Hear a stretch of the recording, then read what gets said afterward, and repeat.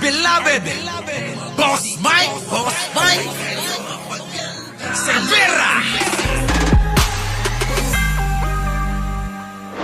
Next. Sabi ni Bato de la Rosa, Ay. ito na. I am ready. Ready daw siya. For the ICC arrest, baka diversionary tactic yan nila dahil sa pressure na mangyari sa flood control investigation. Iba naman kasi yung ano, iba naman kasi para kababayan yung issue ng flood control. Bakit nila kinukonek mo? At iba yung issue ng pananagutan ni Senator Bato de la Rosa. Eto, siguro tatamaan si Bato. Teka, nauna yung issue ni Bato bago pa yung flood control. Tama. Matagal na yun eh. Siguro ang nakakatakot dito ni Senator Bato de la Rosa, madublihan siya. Dahil kung kasabwat ka sa flood control, kung lalabas na kasabwat ka, madudublehan ka talaga. Kaya pala mayroong mga balita na gusto na nilang patalsikin si Tito Soto. Kaya nga, kasi eto mga kababayan para sa akin, dapat hindi na palitan bilang Senate President itong si Tito Sen. Kasi unang-una, nung si Tito Sen na naging Senate President, na ibangon yung imahe ng Senado.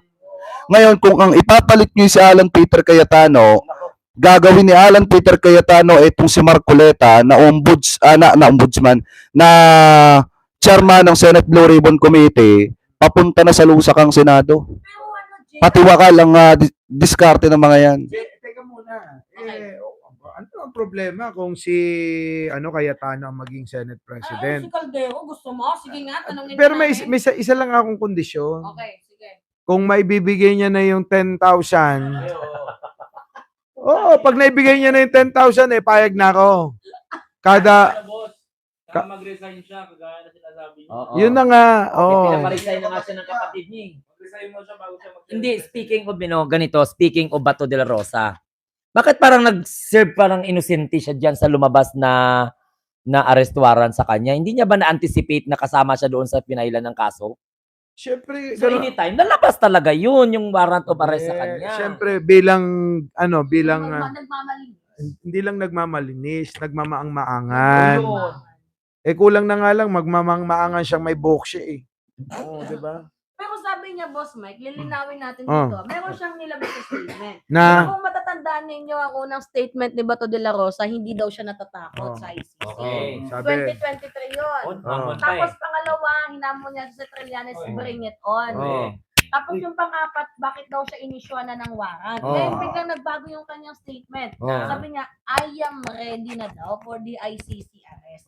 Pero yung sinabi niya, I am ready, merong kadugtong na, ay hindi, baka diversionary tactics lang nila yun. Baka siya yung nabilis. Natatakot siya. Hindi ready si Senator Bato de la Rosa. Aminin mo na, Senator Bato de la Rosa, na natatakot ka. Ito mismo sa bibig mo to nang galing. Ayaw mong makulong sa malayo kasi gusto mong makita yung paglaki ng mga apo mo. Hindi ko dinadawit yung niya, mismong sa kanya nang galing yan. Naalala niyo yung mga scammer, sasabihin nila, ay, kaya lang po ako nakapagnakaw kasi yung pamilya ko nasa ospital. Kahit wala naman, di totoo, di ba? Ganon yung ginagawa ni Bato ngayon. Ginagamit yung kapamilya niya para kaawaan siya. Paawa po yung ginagawa ni Bato ngayon. Oo. Kayo ba maniniwala sa mga sinasabi ni Bato na siya mamimiss niya yung apo niya, gusto niyang makita yung paglaki ng apo niya, 'di ba? Maniniwala po ba kayo doon? Ay naku po, hindi po 'yan totoo, 'di ba? Oo, gusto lang niyang manggamit, 'di ba? Gamitin yung mga apo, 'di ba? Para iligaw tayong lahat, 'di ba? So, 'yun, deserve mo talaga Bato na ikaw ay mapunta doon sa ICC, 'di ba? Hindi mo man makakasama si Digong doon pero magiging kapitbahay mo. Oo. At ang pinaka-the best talaga At saka hiling niya din naman yun di ba? correct. Oo. Hiling din naman yun. Oo. Kaya nga nagtataka tayo, bakit parang na para bigyan surprise. niya daw ng ma-care niya daw itong si Digong. Ay, sasama pa nga si Robin eh. Si Rob, speak mamaya, Okay, of sige. Robin, diba? Hindi, dito kay Bato de la Rosa, ang sabi ni Bato de la Rosa na, hindi, willing na daw siyang samahan yung old man.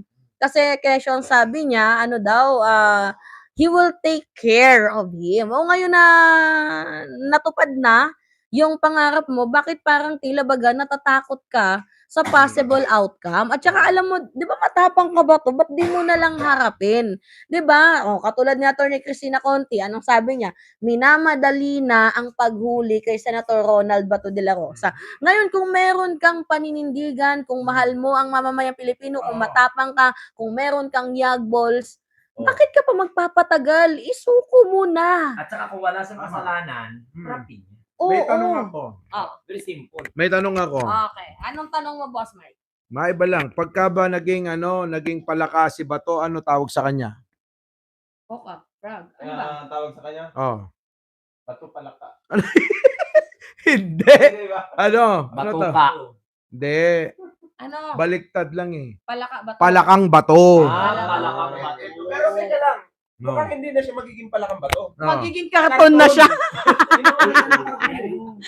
Boss Mike, kung merong payag ka nun, tatay mo karton, abay meron na ding payag ka nun, senador mo karton. Sabi ni Chris, huwag Yan. kayo maniwala kay Mima sa 2028 ADS na daw yan. Buisit talaga Ilabas to. ang video ni Chris. Ilabas ang video ni Chris. O, diba, mga minamahal. Anyway, sige, pumunta na tayo sa pang-ilang topic na to. Pang-ilang topic na to, pang. Parang bilis naman. Oh, 8 minutes na yan. O, pang-apat na tayo. Wala pa. 6 minutes pa lang tayo. Ay, 6 minutes pa lang ba? Ay, pasensya na. Ano muna tayo kay Bato? Bato muna, nag-enjoy ako kay Bato eh. Ako titira kasi pinapabayaan ko kayo para ano naman eh. Oo, kala. Kumita naman kayo ng 1.3 sa susunod na sweldo nyo. Pasensya na kayo ah. Hinahayaan ko sila mag-vlog kasi naawa na ako sa kanila eh. Hindi pa sila nakaka 1.3. Wow. Ito na mga kababayan, ang banat. Oh. Ito na. Si Bato kasi alam nyo nung araw nagsasalita yan na kahit nasan daw si Digong sasamahan. Kahit mapunta pa sa impyerno sasamahan daw niya. Eto pa lang, ICC pa lang tinatanggi at umaayaw na. So, ibig sabihin, si Bato, sinungaling na kalbo. Tama. O, alangan naman na sinungaling na may buhok siya. Kalbo! Sinungaling, masamang tao. Masamang tao. Ay, hindi naman siguro lahat. Hindi naman siguro. Oo. Kasi si Nino, mabait naman kahit na... Oo. Eto. Isa yun isa yun. Tapos eto na, nagpa-press con si Kalbo tuloy. Si Bato, nagpa-press con. Ano sabi niya? Make my day, Mr. Trillanes! Make my day! Sabi niya gano'n. ICC ka lang, ang ngak-ngak ka ng ICC ng ICC. Di ba? Halika rito, sama mo ko. Ikaw manghuli, ikaw mag-post ha. Sama mo ICC dito. Di ba? Natanong nga natin si Meron pa, may kulang kayo. Ay, may papakita ko sa inyo, guys, oh. Ingat sa biyahe. Dito. Convoy yan. Ito, oh. Diba? Digong next. Ay, hindi, Bato next. Meron pa akong sinabi doon. Ano? Ngak-ngak ka ng ngak-ngak. Yun na nga. Oo. Pangkuha ni Bulfred. Di ba? Sige ka lang ng sige. Ngak-ngak ka lang ng ngak-ngak. Sumama ka pa sa ICC, Mr. Trillanes. Pusasan niyo ako rito. Ikaw magpusa sa akin. Sabi, di ba? Pero tingin niyo mga partner, susuko kaya si Bato? Paano mapupusasan nagtatago sa kuwebang hayop na kalbo na yon? Ako yung tatanungin mo. Ah. Hindi, dahil malaki lang yung katawan niyan, pero walang utak. Kasi kung may Payag utak ka ka, nun. susuko ka, Oo. di ba? Para mas mapabilis yung proseso. Oo. Di ba? Para magkaalaman kung ikaw ba talaga guilty o hindi. Grabe yung administrasyon ni Presidente, no? Lahat ng mga gumawa, lahat ng mga iskalawag na politician, Hindi, lahat nga ng madadali pala. lahat nga ng mga, naka-on ba yan? Inon mo. May basher tayo dyan sa Jake, ikaw na yun. may basher tayo dyan sa Facebook. Alin? Ay, hindi, tiga, isa lang on mo, kailangan. On mo. Sir Mike, may basher tayo dyan sa Nako, Facebook. hayaan mo muna sila dyan. Lalaki, matandang pangit. Sino naman yun? Yung lalaki dyan sa Facebook. To, Jake, Yan. Next. Okay, sige, okay Ah. na. Okay na tayo kay Bato. Ah. Next Next topic tayo, next topic. So bago tayo umalis kay Senator Bato de la Rosa, so sa mga kababayan Pilipino po natin, kayo po, ano po masasabi ninyo tungkol po dito kay Senator Bato de la Rosa? Sa tingin nyo, susuko po ba ito o mananatili pong duwag? Kasi pag nanatili po itong duwag, talagang makapal po mukha nito. na hindi pa sumuko sa dami ng mga nabiktima nila sa mali po nilang polisiya. Oo. So comment below na lamang po mga mag-thank you ka, kababayan. Jake. Oo, mag-thank you ka. Sino nagpalipad? Si Eric Greek. Tama thank ba? you ka mo. Shoutout po sa inyo na napakasarap. Pepe! Hooray! Ito si, ano yan, So, comment below na lamang po kung ano po masasabi nyo. Hingil po dyan. At lipat na po tayo sa next topic. Game. Alright, Ah. alright. Kilala ninyo sa itong si Israeli Totorion. Sino yun? Kilala ko yan. Sino yun? Diba? Yung naging ano ni Kibuloy. Jowa? Ano ba? Hindi ko kilala kasi. Ano ba? Sir Mike. Abogado. Abogado. Dito yun. Abogado. Itong si Torion, yun yung humugot kay Kibuloy dun sa kailaliman ng lupa. Kasama niya na sumuko. Ito passion naman yung abogado ni Kibuloy. Pero hindi si Kibuloy pag-uusapan natin. Sino? Siya mismo. Yung pagtatanggol na ginawa niya. Ay malamang kaya nagaganyan yan. Tatakbong senador yan. Tama. Tatakbong senador yan. Kaya ganyan. Maniwala. Nakapag-contest siya kay Vic Rodriguez. Ano pa ba? Ba't makikipag-contest pa siya kay Vic Rodriguez? Ito kasi mga... Saan? Sa dulo? Una, Sir Mike, Ah. kahapon, sinabi na itong si Israeli Totorion Ay. hihingi ng due process Na? para dito kay Senator Ronald Bato de Ah. la Rosa. Kasi sa kanyang magiging paghuli, Na? hulihin daw. Oo. Kasi di ba may warrant na. Humingi itong si Israeli Totorion Ng? due process. Anong due process? Anong klase? Ibigay daw yung due process kay Bato. Hindi ba due process yung katagal-tagal na 2016 pa yung kaso pero hanggang ngayon lang lumabas yung warrant? Ano? Di ba due process tawag doon? Anong tawag mo sa ginagawa ni Torion? Ha? Siya ba ay makapalang mukha o talagang ano lang? Nagpapasipsip yan or baka gusto din maging abogado. Ano ba ginagawa ng Toron? Sa politika. Hindi, si Torion kasi.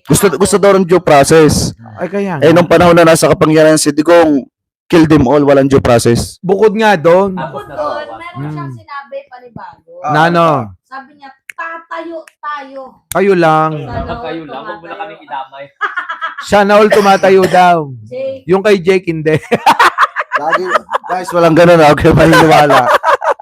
Pinibiro lang kayo ng mga to. sabi dito, tatayo tayo para kay Senator Bato de la Rosa. At sa ating mahal na Republika ng Pilipinas. Di na may pa yung Pilipinas. Maniwala kayo, mahal Torion ng Pilipinas? O Hindi. mga Duterte? Kaya Oo naman nga. sabi niya dito Saka na, si Kibuloy. tatayo daw tayo. Bakit kasi nandadamay sila? Ayun, Ang pinag-uusapan lang yung guru... Teka muna. Bakit pa kasi nandadamay kayo? Kapag ka pinag-uusapan kayo lang, hindi kasama yung matitino. Tama. Dapat sabihin nyo, tatayo tayo, tabi muna yung matitino. Ganon! Di ba? Tama. Kapag sinabi, tatayo tayo, yung mga bobo tanga, sumama na kayo. Ganon. Saan naman siya Diba? umuugot ng lakas ng loob na magsabi na tatayuan si Bato de la Rosa, bigyan siya ng due process. Tama yung sabi ni Sir Mike. Ang tagal na di ba? 2016 eh. Oo. Oo, Mm. 2016. Oh. So, ibig sabihin, inaral ng mabuti ng ICC, hindi basta-basta na. Pwede naman kung walang due process, dapat dinampot na sila noon pa. Tama. Baka akala nila ba to, ang dumampot at dadampot at nagbigay ng warrant, naglabas ng warrant, yung barangay tanod sa bundok hibok-hibok. Diba? Baka iniisip nila na pagkamalan lang si Bato. Dahil maraming ang kalbo na DDS, ano? Matanong ko lang kasi, si Bato kasi, may warrant na. Sino pa yung susunod? Si Bongo. Si Bongo tingin ko dyan. Albayalde, Si Sara. Sara nga da, ano eh. Mali kayo. Baka nga si Magalong kasama pa. Si Jack Ma. Si Mike Cervera. Si Jack Jackma. Ma. Nahuli na si Jackma. Sabi ko sa inyo eh. Ano susunod? Si Bato. Tapos susunod na daw si Bongo. Sino source ko? Di yung walang kamintis-mintis. Si Senator Trillanes. Tama. Siya nagsabi nun eh. Kaya Kaya nga alam nyo mga kababayan, kung wala naman tayong mapili, bakit hindi na si Trillanes gawin natin presidente? Tama. Gusto natin. alam nyo ba? Diba? Presidente. Oh. Alam nyo pag naging presidente si former Senator Trillanes, lahat ng Magiging kami ni lahat ng mga De, Gagi, walang ganun. Lahat ng mga sangkot dyan sa AJK na yan, yung mga pamilya na umiiyak, humihingi ng hustisya, yung hustisyang hinihingi ninyo, makukuha ninyo. No. Ngayon pa nga lang na hindi presidente. Wala siyang Wala siyang kapangyarihan. Ano siya, private citizen. Natutulungan yung mga kababayan Pilipino natin, iniisa-isa yung mga sangkot. May napatunayan na sa sinasabing totoo. Tama! Hindi tulad ni Digong na maraming sinabi pero wala pang napapatunayan kahit isa. Oo. partida private citizen siya, pero marami siyang nagawa ngayon. Mm. Kaya pag naging presidente ito? Sino? Di ba? Si Trillanes. Yo. Ay, grabe, lilinisin yan lahat ng kurap. Linis yan, oh. Galit sa magnanakaw yun eh. Oo, baka pati yung si Hoy, galit yan sa adik. baka pati yung mga ikakanta ni nino nga yun, ni Taldico. Baka madali din, baka lukay din. Alam Diba? mo guys, natatawa lang ako Eto mga kababayan, palagay nyo, pagka umuwi, eto singit lang natin pero hindi natin tatagalan. Palagay nyo, pag umuwi kaya si Saldico, sino kaya mga ikakanta niya? Ito nga, mga Marcos Loyals naman nanonood. Comment nyo nga mga kababayan. Ikakanta si Digong. Hindi. Ikakanta si Pulong. Si Digong, si Pulong. Ikakanta si Bongo. Sino pa? Bukod doon, sa mga yun. Hindi niya ikakanta si Martin. Hindi. Malabo niya ikanta yun. Wala namang kinalaman yun. Diba? Walang Napakalinis talaga ni Martin. ni Speaker Martin Ay, Romualdez. wala. Malinis. Sa totoo lang. Alam mo boss, bilib din ako kay Speaker Martin Romualdez. Hindi, totoo. Guys, ito mga kababayan ito sa mga viewers na nakatutok po sa atin. Alam nyo, bilib din ako kay former Speaker Martin Romualdez. Napakabuti niyang tao. Ano? Baka gusto mong hampasin ka ni Mima rito lang. Hindi guys, magkakaiba kasi kami na Ayan na naman siya. Ayan na naman. Nagbibigay lang ako ng opinion.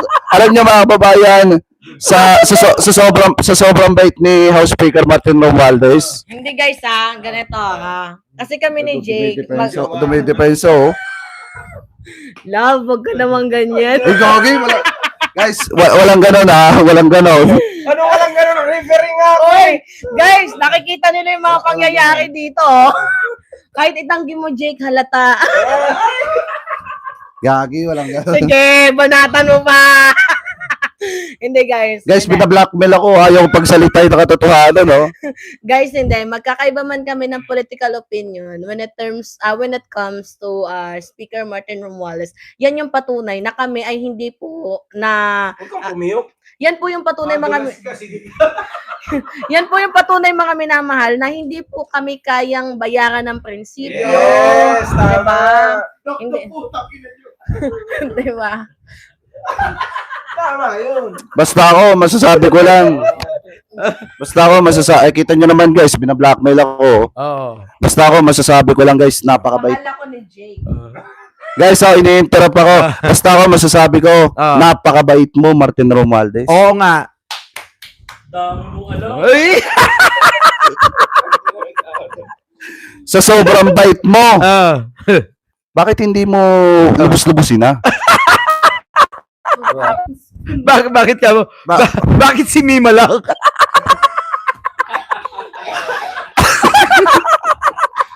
Biglang naman.